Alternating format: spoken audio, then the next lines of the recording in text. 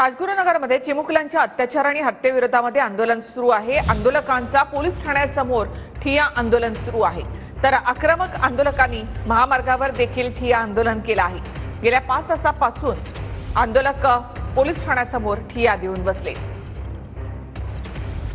अधिक माहितीसाठी आपण जाऊयात आमचे प्रतिनिधी सुनील टिंगरे यांच्याकडे। सुनील, गेल्या 5 तासापासून आंदोलक इथे ठिय्या देऊन आहेत।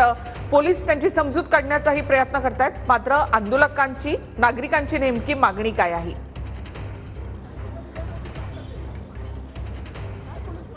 नक्कीच निखिला, ज्या पद्धतीने पाहिलं की खरं तर राजगुरू शहरामध्ये ज्या 2 मुली आहेत त्या 2 मुलींवरती अत्याचार करून त्या ठिकाणी त्यांची हत्या करण्यात आल्याची धक्कादायक घटना या ठिकाणी घडली होती। आणि याच अनुषंगाने जे मुली आहेत त्यांचे जे नातेवाईक आहेत ते सगळे आक्रमक झालेले आपल्याला पाहायला मिळते। या ठिकाणी खरं तर आज थोड्या वेळापूर्वीच या ठिकाणी पुणे नाशिक महामार्गावर सुद्धा जे आंदोलक आहेत ते खरं तर आंदोलन करताना पाहायला मिळाले। त्यानंतर पोलिसांनी त्यांना बाजूला सुद्धा केलेला आहे। या ठिकाणी खेडचे तहसीलदार असतील किंवा प्रांत अधिकारी असतील, पोलीस असतील, डीएसपी असतील, खरं तर ते या नातेवाईकांची समजूत करण्याचा प्रयत्न खरं तर एकीकडे करताना आपल्याला पाहायला मिळतंय। मात्र एकंदरीत आरोपीला फाशीची शिक्षा द्या अशीच कुठेतरी मागणी सध्या या ठिकाणी केलेलं आपल्याला पाहायला मिळतंय। एकूणच जोपर्यंत त्यांच्या मागण्या पूर्ण होत नाही तोपर्यंत त्या 2 मुलींचा जो मृतदेह आहे तो सुद्धा ताब्यात घेणार नाही अशी कुठेतरी मागणी या ठिकाणी आंदोलन करताना आपल्याला पाहायला मिळतंय।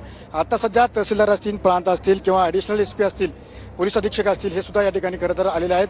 ते सुद्धा या ठिकाणी समजूत घालण्याचा प्रयत्न करत आहेत। मात्र ज्या पद्धतीने आपण पाहतो की खरं तर जे आंदोलक आहेत ते मात्र आक्रमक झालेले पाहायला मिळते, कारण की ज्या मुली आहेत त्या अतिशय कमी वयाच्या आहेत आणि त्याचमुळे त्या जो आरोपी आहे त्या आरोपीवरती कठोर कारवाई करा अशी मागणी या ठिकाणी। नक्कीच धन्यवाद सुनील एकूणच माहितीबद्दल। तर चिमुकल्यांच्या अत्याचार आणि हत्येविरोधामध्ये नागरिकांचं आंदोलन सुरू आहे। पोलीस ठाण्याच्या समोर या आंदोलकांनी ठिय्या दिलाय।